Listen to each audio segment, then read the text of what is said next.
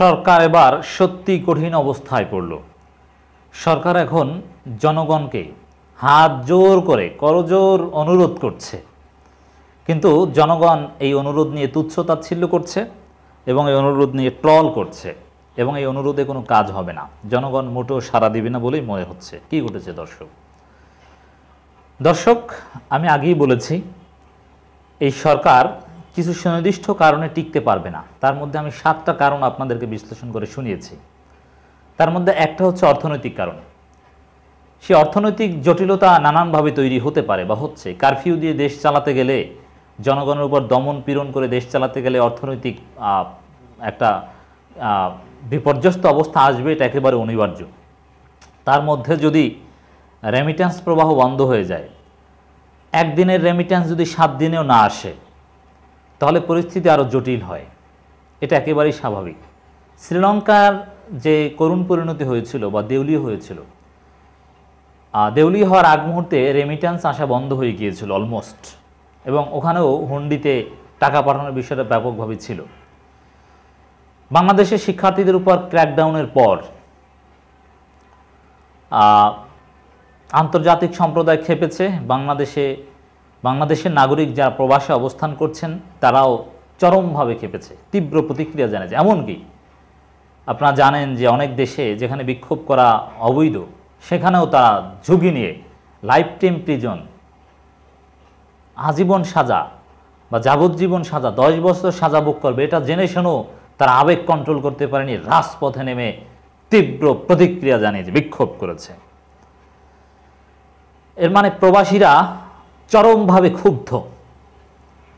এমনকি বলা হচ্ছে প্রবাসীরা আওয়ামী লীগকে বয়কট করবে। যুক্তরাষ্ট্রে, আমাদের ইউকেতে, বিভিন্ন জায়গায় বাংলাদেশিদের অনেক দোকান টোকান রয়েছে। তা আওয়ামী লীগের লোকজন দোকান থেকেও কিছু কেনা যাবে না, সামাজিকভাবে বয়কট করতে হবে। আওয়ামী লীগের লোকজনকে প্রবাসী কমিউনিটিরা কোথাও ডাকবে না এবং তাদের সাথে যারা মিশবে তাদেরকেও বয়কট করা হবে, এরকম কথাবার্তা বলা হচ্ছে।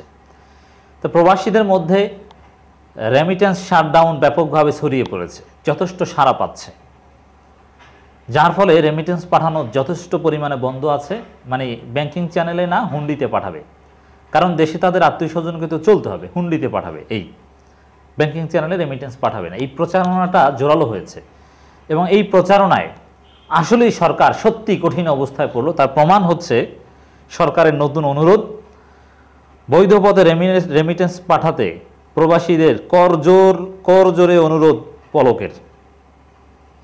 এর মানে আইসিটি প্রতিমন্ত্রী, তাকে নিয়ে অনেক কথা হচ্ছে, আর্টসে পড়ে আইসিটি প্রতিমন্ত্রী, এই জন্য অনেক উদ্ভট কথা বলছেন এখন, যে এমনি এমনি এগুলো উদ্ভট বলতে, এগুলো তো মানে বলতে হচ্ছে, কিছু করার নেই।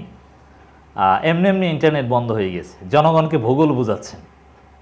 আমাদের দেশে এরকম কিছু উদ্ভট বিষয় আছে। আর্টসের স্টুডেন্ট হয় স্বাস্থ্যমন্ত্রী, ডাক্তাররা হতে পারে না, অবশেষে একজন ভালো ডাক্তার হয়েছে। এরকম আইসিটি প্রতিমন্ত্রী একজন আর্টসে পড়া, সেই প্রত্যন্ত গ্রামে পড়া, কোনো ভালো শিক্ষা প্রতিষ্ঠানও যিনি চান্স পাননি, সেরকম একজন। আমরা কিছুতেই মেধাবী বলতে পারি না, কারণ তার বয়স কম।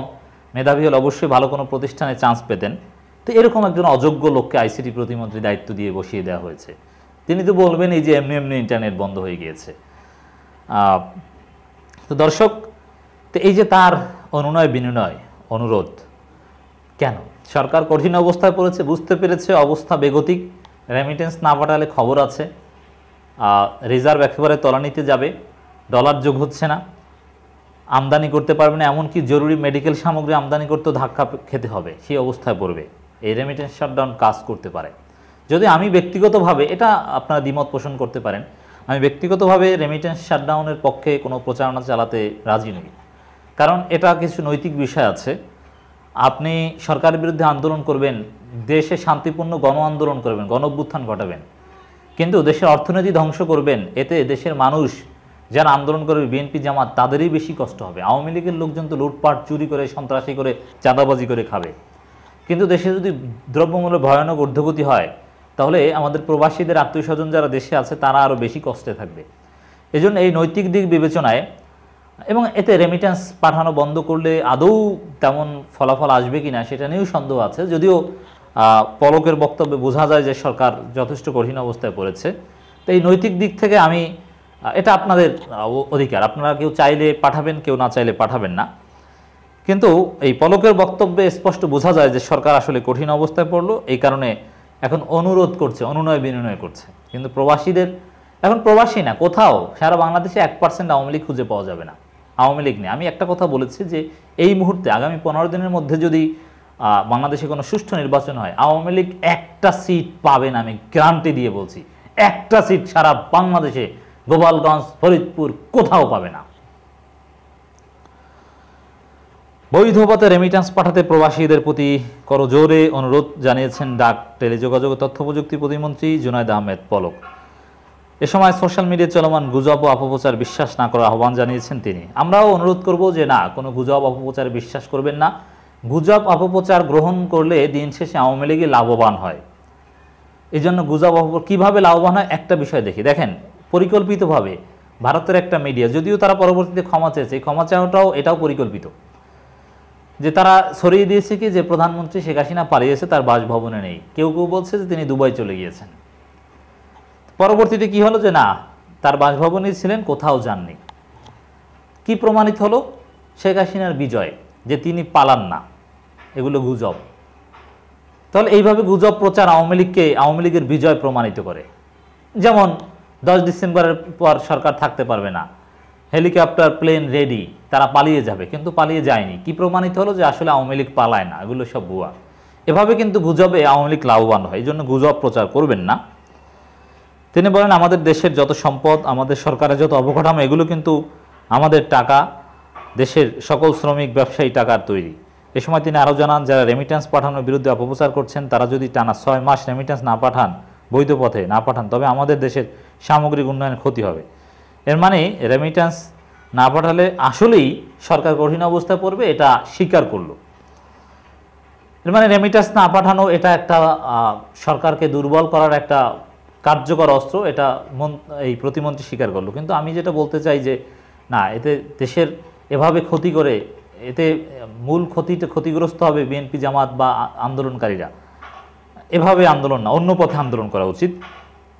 এর আগে প্রতিমন্ত্রী জুনায়েদ আহমেদ পলক জানিয়েছেন, রেমিট্যান্স না পাঠালে দেশে আসতে দেওয়া হবে না, এমন একটি মিথ্যা তথ্য, গুজব সোশ্যাল মিডিয়াতে অপপ্রচার হচ্ছে। না, এই গুজবের বিরুদ্ধে আমরা বলবো, এ ধরনের কথা তিনি বলেননি।